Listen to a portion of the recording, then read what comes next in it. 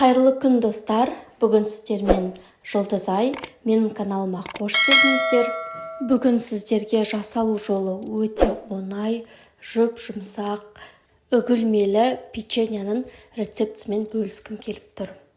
Алдымен бізге ұн қажет. Оған барлық енді сухой ингредиенттерімізді қосып алатын боламыз, яғни құрғақ.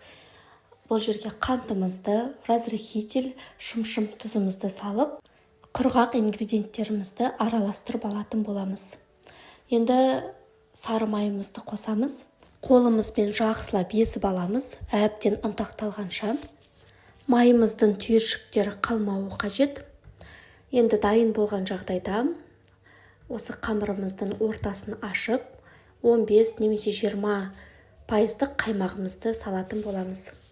Әдемілеп қамырымызды илеп аламыз.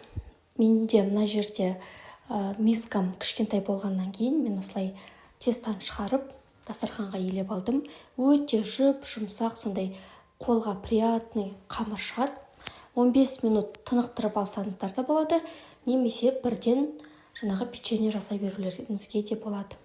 Енді дайын болған қамырды осылай 3-ке бөліп аламыз. Бірінші бөлігін алып осылай тағы бір 5-ке немесе 7-ге бөлулеріңізге болады. Мен 5-ке бөлдім. Бұл жерде менде средний печеньелар шығатын болады. Бұдан да шағын қылып жасауға болады. Дастарханға қоятын жағдайда міндетті түрде үйде жасап көріңіздер, жақындарыңызға ұнайтын болады. Өте жұмсақ, үгілмелі болып шығады. Дәл осындай печеньеларды ішінде начинкасымен өзіміз дүкеннен 1000 жарымға алып жүрміз. Үйде жасасаңыздар, ингредиентіне көп нәрсе қажет емес, барлық үйде бар заттар, үйде жасап көріңіздер.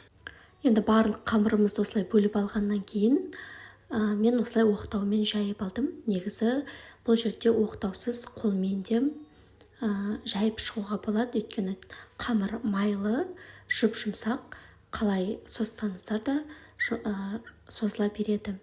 Енді мен мына жерде начинкасына вареный сгущенка салдым. Бірінші бетін осылай бекітіп аласыздар, жан-жағын басып, сосын ақырындап орап, банан кейпіне келтіресіздер, сопақшалау қып. Негізі бұл печеньелер өте тез жасалады. Видеоны бір көріп алғаннан кейін, келесіде үйде тез 5-10 минутта жасап тастайсыздар. Осындай форма шығатын болады. Қалғандарында осылай қолмен немесе оқтаумен жайып, начинкасын салып, тез орап шығамыз. Рецепт ұнаған жағдайда каналыма подписка жасап, комментарий жазыңыздар, лайк қойып, жақындарыңызбен бөлісе отырыңыздар. Басқа да видеоларымды каналыма кіріп қарап өтсеңіздер болады. Сонына дейін қарағандарыңызға рахмет.